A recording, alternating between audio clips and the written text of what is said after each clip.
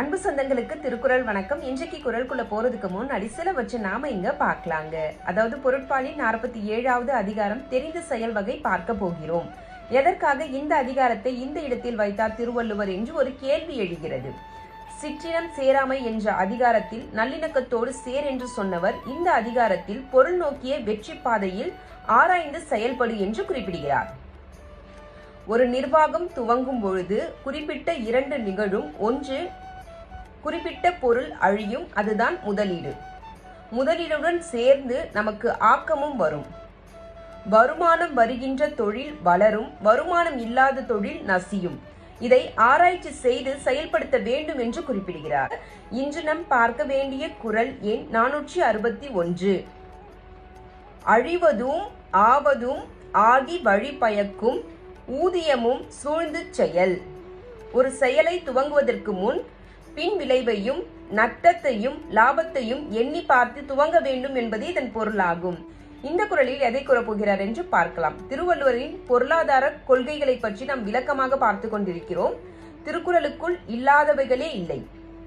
அதை தெரிந்து உள் நுழைந்தால் நிறைய பயன்களை நாம் பெறலாம் என்பதில் மாற்று கருத்தும் கிடையாது. தமிழர்களின் நிர்வாகம் என்பது பொருள் முதன்மையானது. ஆனால் அந்த பொருள் அறநெறியுடன் கூடியதாக இருக்க வேண்டும் என்பதுதான் தமிழர்களின் கருத்தும் கூட.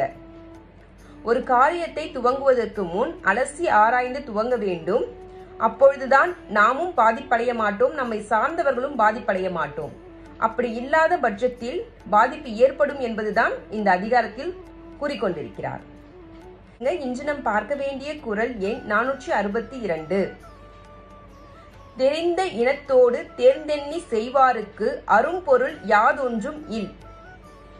தெளிந்த தேர்ந்த நண்பர்களுடன் அலசி ஆராய்ந்து ஒரு செயலை துவங்கும் பொழுது முடியாத காரியம் என்று ஒன்று இல்லை என்பதே இதன் பொருளாகும். இந்த குறளில் எதை கூறப்போகிறார் என்று பார்க்கலாம்.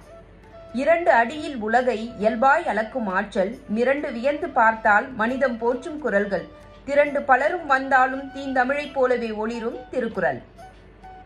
திருக்குறளை நாம் தமிழ் பாடமாக படிக்காமல் வாழ்க்கை பாடமாக படித்தால் நம்முடைய வாழ்க்கை வளமானதாக இருக்கும் என்பதில் மாற்று கருத்தே கிடையாது. பார்த்து கொண்டிருக்கும் எல்லோரும் இதை பின்பற்றி கொண்டிருக்கிறீர்கள் என்று நம்புகிறேன். இந்த குறளில் எதை கூறப்போகிறார் என்று பார்க்கலாம். பின் வரக்கூடிய ஆதாயத்தை எண்ணி முதலீடை இழக்க மாட்டார்கள், அறிவுடையவர்கள் இந்த செயலை ஊக்கப்படுத்தவும் மாட்டார்கள் என்று குறிப்பிடுகிறார். இன்று நாம் பார்க்க வேண்டிய குறள் எண் 463. ஆக்கம் கருதி முதலிழக்கும் செய்வினை ஊக்கார் அறிவுடையார். பின் வரக்கூடிய ஆதாயத்தை எண்ணி முதலீடு இழக்கக்கூடிய செயலை அறிவுடையவர்கள் செய்ய மாட்டார்கள் என்பதே இதன் பொருளாகும். இந்த குறளில் எதை கூறப்போகிறார் என்று பார்க்கலாம். முதல் குறளில் காரியத்தை எப்படி துவங்க வேண்டும் என்று சொன்னவர், அடுத்த குறளில் தானும் சிந்தித்து தக்காருடன் சிந்தித்து செயல்பட வேண்டும் என்று சொன்னவர், இந்த குறளில் ஆராய்ந்து செயல்படுவது மட்டும் இல்லாமல் துணிந்து முடிவு எடுக்க வேண்டும் என்று குறிப்பிடுகிறார். முடிவு தெரியாத பட்சத்தில் அதை துவங்கவே கூடாதாம். உதாரணத்திற்கு நாம் ஆராய்ச்சி செய்கிறோம், 75% நமக்கு பலன் என்று வருகிறது, 25% பலவீனம் என்று வருகிறது. அதை நம்பி இறங்கக்கூடாது. 25% நம்மை வீழ்த்துவதற்கு வாய்ப்பு அதிகம் இருக்கிறது.